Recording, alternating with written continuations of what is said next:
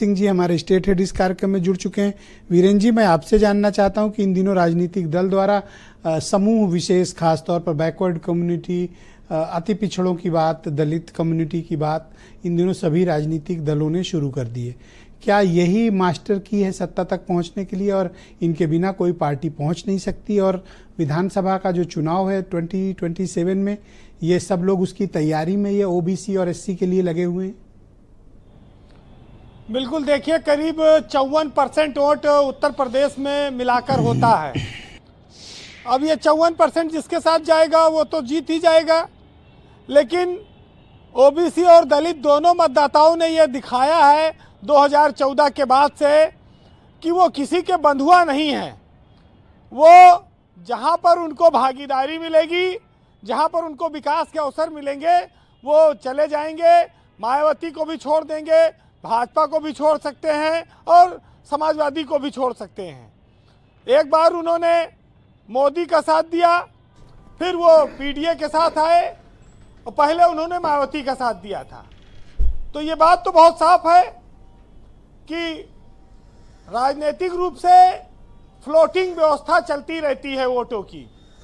और 2027 का जो इलेक्शन आ रहा है विधानसभा का, उसमें इसी की लड़ाई है। ब्रजेश जी, 2014 में जब मोदी आए चुनाव में तो बहुत बड़ी संख्या में उनको हर वर्ग का समर्थन मिला, लेकिन वो ओबीसी और दलित वोटों को खास तौर से उन्होंने खींचा। उसके बाद 2017 में नोटबंदी के बावजूद यूपी में भाजपा की बहुमत की सरकार आई। वो उसी मोदी मैजिक और इसी 54% का नतीजा था कि नोटबंदी के विरोध के बावजूद उनको सत्ता बहुमत के साथ मिली, प्रचंड बहुमत के साथ मिली।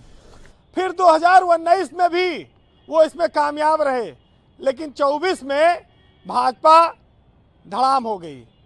वहाँ पर उसका ये वोट बैंक बिखर गया। वो चला गया अखिलेश यादव और राहुल गांधी के साथ, पीडीए के साथ। तो ये बताता है कि जब उसको खतरा महसूस होने लगेगा कि अब हमारा भला तुम्हारे साथ रहने में नहीं है, तो वो खिसक जाएगा धीरे से। उनके नेताओं को आप बड़ा बड़ा ओहदा भले दे दीजिए, लेकिन जो जातियों का समूह है वो बहुत बड़ी संख्या में लोकसभा चुनाव में 24 में निकल गया। उसको फिर से वापस लाने के लिए भाजपा में तैयारियां चल रही हैं। वो अपना नया अध्यक्ष भी दलित समाज से बनाना चाह रहे हैं और 14 अप्रैल को अंबेडकर जयंती है, शायद उसी दिन भाजपा अपने नए अध्यक्ष के नाम का ऐलान करेगी। तो ये एक संभावनाएं मैंने आपको बताई जी। लेकिन चाहे दलित है चाहे ओबीसी है, वो जिसको वोट देता है वो चाहता है कि वो जीते। वो कोई अपना वोट ही नहीं चाहता है कि किसी हारने वाले कैंडिडेट को दे दे, वो पानी में चला जाए वोट। तो दलित मतलब अब खाली मायावती नहीं रह गई हैं, अब चंद्रशेखर आजाद भी हैं और अब भाजपा भी है और पीडीए भी है। ये सब दलित वोट के दावेदार हैं। तो मायावती अगर नहीं जीतेंगी कहीं, तो दलित दूसरी पार्टी में दूसरे कैंडिडेट को वोट दे सकता है, और उसने ये दिखाया भी है करके। ब्रजेश जी, पीडीए बीजेपी के लिए बहुत सिरदर्द बना और 2027 में भी ये सीधी लड़ाई है। आज हमारे कांग्रेस और बसपा के साथी समर्थक बैठे हैं, लेकिन वो इस बात को जान लें कि लड़ाई तो योगी और अखिलेश के बीच होगी। अब आपको ये तय करना है कि इनमें से दो में से किसके गठबंधन में किसके साथ रहना है, और नहीं रहोगे, अकेले लड़ोगे, तो आज जो विधानसभा में स्थिति है वही रहेगी, उससे ज्यादा नहीं उम्मीद रखना, क्योंकि आपके पास न वोट बैंक है और न आपके पास उतना मजबूत संगठन है और न आपके पक्ष में कोई माहौल है। तो कांग्रेस और बसपा इस बात को समझ लें कि अगर पीठ पे किसी के लद के बैतरणी पार करनी है तो कर लेना, और नहीं तो उमाशंकर एक बसपा विधायक हैं और कांग्रेस के 2 हैं, वही स्थिति रह जाएगी।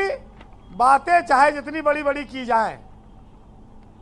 अब बात आती है कि लोकसभा में वोटिंग का पैटर्न अलग होता है, विधानसभा में अलग होता है।